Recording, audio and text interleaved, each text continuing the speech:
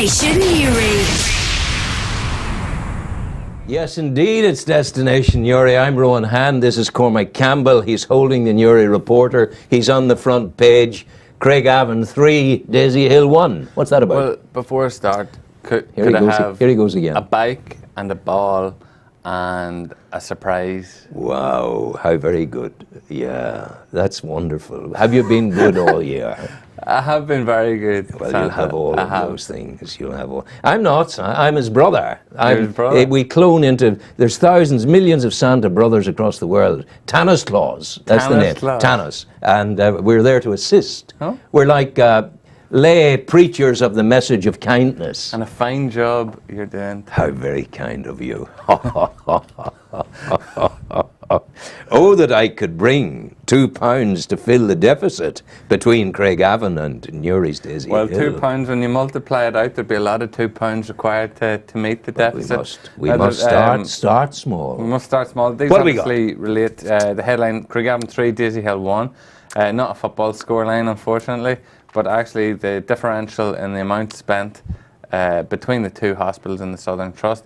So Councillor Frank Feely, Newry Town Councillor, secured these figures for us. So what it essentially means is that for every £1 spent at Daisy Hill Hospital on new projects and initiatives, £3 is being spent at Craigavon. Now, obviously, with an interview with the new Health Minister, Jim Wells, a number of weeks ago, he was going to knock it down and rebuild. Where he raised his concerns about the drip of I suppose, services from Newry to Craigavon, and these figures really reinforce the concerns in relation to that. Having said that, I go to Daisy Hill and I see the most wonderful A&E department. It's beautiful. I see a fine hospital. I see good service. You know, if we had the extra money, it would be just nirvana, a health nirvana. You know. Well, you know, that's no one's pretending that there's not a shortage of money in the world, and it's really just equitable treatment. I guess. Why? What prompted you to make the investigation? You must have had a bee in your bonnet. Well, no, obviously, when Jim Wells said what he said a number of weeks ago, there was, you know, you want to know then if there's meat in the bones of that idea that we are losing out to that extent. Was there any embarrassment to them telling you the figures? No, the Southern Trust, the figures are actually obtained by Councillor Frank Feely. He's a member of the local commissioning group for the Southern Trust, so he has access to figures, and he was more than capable of delivering them. Now, what the Southern Trust have said is that the Craigavon Area Hospital serves more people, and they cited two examples, namely maternity and A&E. Now, they're very difficult to argue against in terms of the number of expectant mothers that show up, the number of A&E. But you can talk about, they serve more people, but of course they serve more people if they provide the services in that location. Absolutely. If you move the services to Timbuktu, and that's where people are told to go to them. Timbuktu, and you know yourself, there are lies, damned lies, and statistics. So they can make them say anything they want. Well, it suits the narrative that Craigavon gets more money because it. What's the wider agenda? What's the wider agenda? Do you for think? Us or for them? Well, what's their wider agenda? Are they squeezing us dry, do you think? I guess their wider agenda is dependent on the wider agenda of the politicians on the Hill. And that's the accusation Councillor Feely has made. He says he points the finger of blame at previous health ministers. Now, he's a bit more positive about the current health minister, given the fact that Jim Wells is a South Down representative. But I'm surprised that why does it take one of our lead journalists to go after the story and get the figures?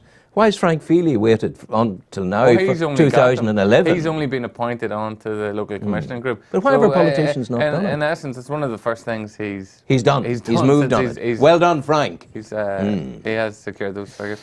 And he's also sceptical. He's trying to find out exact figures about previous years and also plan for future. Right, where are we next? Our MP for Newry and Armagh, Conor Murphy. He's standing down. He's standing down. Next year's election, he will not seek re-election. Instead, why is party that? colleague Mickey Brady will run. Now, it appears there's been no definitive line on this, but it would appear Mickey Brady obviously has specialised in, I suppose, social and welfare issues, and Sinn Féin's, I suppose, lead policy at present is opposing government cuts. Yes. And it would therefore appear sensible to send the man from the area who's led on that campaign to Yes. London to challenge on Absolutely. that matter. Now, Certainly, that would when Brady talks, he doesn't talk like a politician. He talks like a person who's involved in the distribution of equitable social largesse. He's there doing the right thing for people. This would also appear to reopen the door for Conor Murphy to return to Stormont. Obviously, he left Stormont in 2012 as part of the end of double jobbing. He was MP Yes, now the MLA, yeah. so it would appear to bring him back into sort of the forefront of local politics. On top of that, we have a big interview with Danny Kennedy in this week's paper. Part of your ongoing It's the program final of of the series interviews. of Speak your 4. mind, talk to them. Yeah. And now, Mr. Kennedy, obviously, is a Minister for Regional Development, and we've spoken to him. Obviously, parties are naming candidates for elections. We've asked him, is there potential for a single unionist candidate in South Down? Yes. He says things have been discussed, nothing can be dismissed in the mix, non-committal, but certainly not refuting the idea. Now, whether this would make any impact or not remains to be seen. There was 3 unionist candidates at the last election who received a total of just 8,244 votes. If you compare that to Margaret Ritchie, who won the election, won 20,648 votes, and Katrina Rowan, who came second, had 12,236 votes. You'd imagine, wow. Yes, Now, yes. I suppose you also have to factor in that Margaret Ritchie traditionally attracts traditionally unionist voters, perhaps to keep Sinn Féin out more than support Margaret. Now, what you do also have is Katrina Rowan is not running for Westminster. Next time around it'll be Chris Hazard, who's a South Down MLF. That's the Sinn Féin candidate. So you're seeing new candidates running in different places, and I'm getting excited already. We're about I know you are. You're a bit of a psephologist, aren't you? A bit of a nerd for I can gather this. Take me into more interesting things. More interesting Do things. I speak as a person who doesn't care about politics? I don't know. You're more interested in bringing gifts to young children at Christmas.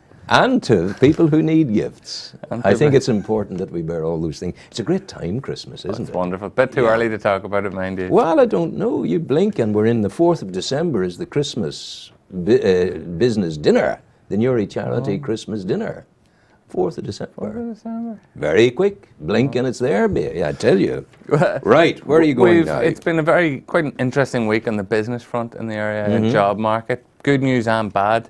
I suppose I'll run through some of the good news, some of the bad news. Yeah. Good news, Norbrook appear to have made a firm commitment to Newry. Oh, yes. In the I long saw term. that, yeah. So that's obviously positive. On the negative side of things, the confirmation that the tax office, Campbell, will be They've closing. gone. Autoline announced new jobs. New jobs, First yeah. Derivatives have bought a large chunk of an American firm. Yeah. Also, if you may remember, you were off our last Wednesday, so we didn't do the pay-per-view, but Yes. last week's front page was that the owner of First Derivatives, or one of the owners, Brian Conlon, is involved in a project to transform the former Woolworths building on Hill Street Thank you, into Brian. an office block. Yeah. Now, whether that turns out to be First Derivative staff or not, taking an occupation, remains to be seen. However, we've received the first floor plans of what the building would look like, and according to the planning application, would accommodate 60 staff on a daily basis. Yeah. So there's some positive news in the job front, Absolutely, it some sounds less than good. positive news. It sounds good. If we go to the Danny Kennedy interview, Yes. it covers actually an awful lot of You're ground. taking me back to politics again. Well, it's not so much politics. You're a rascal. It's projects. He talks Southern The Relief Southern Road. Relief Road. Southern Yeah. Relief Road. And obviously, as Minister for Regional Development, he is the man charged with delivering such projects. Now, he said that they're actually looking at European funding at the moment. It's called Connecting Europe, would be the fund. And he thinks that there's a decent chance of a return from that. He also talks about where the Narrowwater Bridge is at the minute. Obviously, a painful sore for people. Well, he from was up never there. a supporter of He was it. never a supporter for And it. he made but no bones about it. when he was a you know? minister, he never openly opposed it either. And as you'd expect, his response is along that line. He says the people promoting the project continue to do so. Yes. Greencastle Greenore Ferry, which is obviously a bugbear for many people in the Kilkeel, Cranfield, Greencastle area. both for and against, might add. Electoral pact, bus passes and bus routes in the area, bus service, council mergers and the health service. So he covers an awful lot of ground. Pray tell me, is my travel pass safe for the moment? Well, to quote, if I find the actual... we all want to find the quote. It says, people with wonderful beards are worried that their travel passes will be removed. Yes, yes. Can you reassure them? And he said, I'm pleased to say that I have secured funding for the continuation of the concessionary fare system. I'm a strong supporter of it. It wasn't scaremongering. It was that I had a genuine belief that the scheme should have been funded centrally by the executive from central funds, and that it should not just rely on my budget. So if you were to ask me now about the winter warmth pledge, I will tell you very, very briefly as we continue our journey through the papers. And it's an idea that started last year, that those of us, again, of a certain age, who are given £200 every December for oil, and we don't need it. Like, if I get it, it's nice. If I don't get it, it doesn't matter. So I'm in a beautiful position to give it to the St. Vincent de Paul for oil, for families, old people who need it. And I'm inviting colleagues out there who are in the same kind of situation as I'm in to do similarly and to sign up to the Winter Warmth Pledge for the St. Vincent de Paul Society. Your timing on that couldn't have been better. We have a Winter of Extremes feature. Yes. We have Welcome to Winter. I mean, there's no avoiding it. Yeah. So we've covered everything. We pay more for oil. Yes. Newry is, the Northern Ireland average for 500 litres of oil is £254.48. Yes. In Newry, you will pay an average of £260. But spare thought for our neighbours in Louth, they'll pay about £317.99. So in terms of oil, is obviously it's come down in price, but it's still a big burden on people. And be careful what you burn as well, because most of the areas is smokeless fuel. Oh yes, of course. We've covered a number of winter-related. And we should say too that if people who can afford to pay for their oil, the credit union has a winter oil scheme where you can go and get a loan, £500 to fill your tank for the winter time, and then pay for it over 3 or 4 months. You know, it's pretty good. Okay. Another story is it's 90 years on Friday, would be the 24th, since Eamon de Valera was arrested. In Newry. In Newry. And held on Canal Street. Held on Canal Street. Wiley Shop. Wiley Shop. Wow, you told me this before. That's why I'm so wise. It's 90 years this week. I've dug up the edition from 25th of October, so the very next day. It was in the paper. Obviously, it was pretty important news at the time. So we've. Who was the reporter who covered the story that day? They didn't put names in articles. They were probably trying to avoid tax wrong. No, that only happens when you're. No, I'm not saying anything. But you've evidence in your paper today that you are but a child in our community. You mention the green clock. Yeah. What's it really called? What's its proper name? I don't know. It's not the green clock. It was never known as the green clock. It was the big clock. The big clock? Yes, always. Well, this proves he's just the relevance of the big clock or green you clock. See how or whatever beautifully I took you to it? It was seamless. Seamless, absolutely seamless. Of course, the clocks go back on Sunday night. They fall back in the fall. They spring forward in the new year. So we're no longer BST. We're coming the next week. We'll be GMT again, will we not? I think so. I seem to recall at one point in time, the north moved before the south on it's always the same. times, and if you were going on a train to Greenore at this time of the year, you would actually arrive before you left because the clocks didn't change in Greenore at the time. So. You roughly arrived about half an hour before you left Newry. How wonderful. Yeah. May I tell you a poem? Is that any good? It is. Well, it's relevant. Is it the one? Well, you tell me about arriving before you before you left. I can get. There was an old man with a beard who said, "It is just as I feared. 3 larks and a hen, 4 crows and a wren have all built their nest in my beard." Take us forward. Yeah. I'll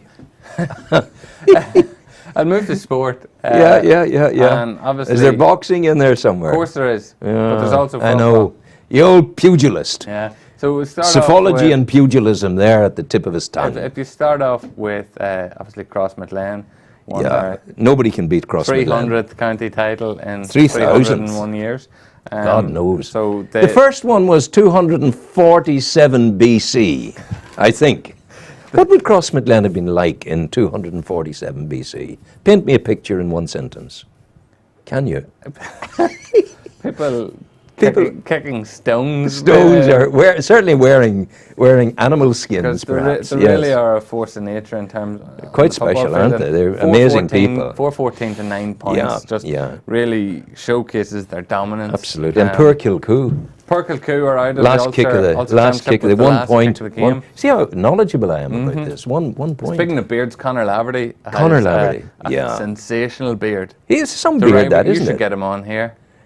We should have a battle of the beards. You should do. The BBs, the battle of the. Will you compare that here? I might do. Battle of the beards. So Kilcoo lost out to Clontibbert at Park Esler at the weekend. Yeah. Last kick of the game.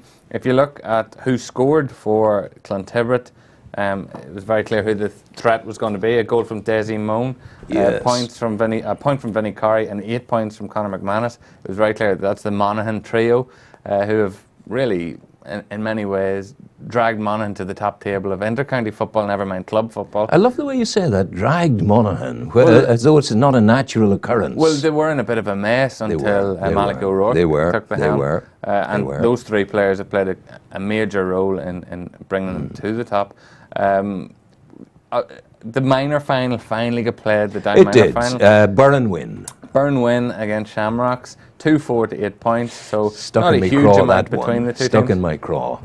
Are you a Shamrocks man? Yeah, I played Shamrocks. Right half forward for the Shamrocks. Yeah, I have a senior tournament medal which I won at 16, playing against Crossmaglen Rangers. The man I was playing against was a man called Gene Larkin. If you don't mind me asking, what championship was it that Shamrocks were playing Crossmaglen in? Oh, it was a tournament. We had a things called tournament. It wasn't a tournaments. championship. No, it was a tournament. Oh man, that story. You is a see, whole you lot thought less you had it impressive. there. Yes, yes. Now, finish me off here because I want to tell people about Phil Coulter. Right, finish off with Is boxing. that Brill Cream, by the way? Sorry? Is that Brill Cream? Am I hair? Yeah. No. What is it? Dax. Dax. Which is better? Other brands Which is are better? available. Brill Cream or Dax? Because I need this now. The hair is long. Which is better? Brill Cream or Dax? It depends what you're looking for, Owen. Just tidiness. You know. Tidiness. You have the I've come on a motorbike look. Unbelievable, Saint. Isn't Anyway. it? Anyway. Boxing-wise, Quick. Fergus Quinn's European dream ended in disappointment. Now, you can watch the fight on the internet and you can understand why he's disappointed because he very maybe could have got the decision. It looked, to my eyes anyway, that he had got the better of his Belarusian opponent. He won his first contest at the European Championships in Croatia, lost the second on points. So he now returns home, goes back to the drawing board, but he's firmly established himself in the Irish international setup. More from that ahead. And also with an interview with Paddy Murphy from Clough, who is boxing for the Australian welterweight title in November. Excellent. Paddy's been in Brisbane for about 4 or 5 years. Okay. You're good. This is a good paper. You have a lot of good stuff in it there. Well done. Thank you, Ron. Well done. Thank you, Santa. And you. Good. I want to tell the people about Phil Coulter. Oh? Phil is in the Canal Court Hotel tomorrow night, Thursday night. Oh. And he's a very good man. He did 2 wonderful concerts for me up here in the cathedral in Newry. One was for the monks and the other was for my African project. And totally free, absolutely free. And we did a lot of good business then. He has a village project in Gambia as well. And he's now in the Canal Court Hotel on tomorrow night. And it's an opportunity for us to say thanks to him. So I'm encouraging people as we go in now to a Phil Coulter number, it's an opportunity to remind you of that. Will you go yourself? You work too hard. I work too hard. No, you do. You're like myself. I shan't be there. I'll be working too hard. I'm surprised because you've got lists that you have to check twice. And You just helped me get lots of people to subscribe to the Winter Warmth Pledge. Winter Warmth That's what Pledge. we will do, and that's going to be very good, and it'll go well. But listen, Phil Coulter tomorrow night in the Canal Court Hotel. We now play you his Heartland.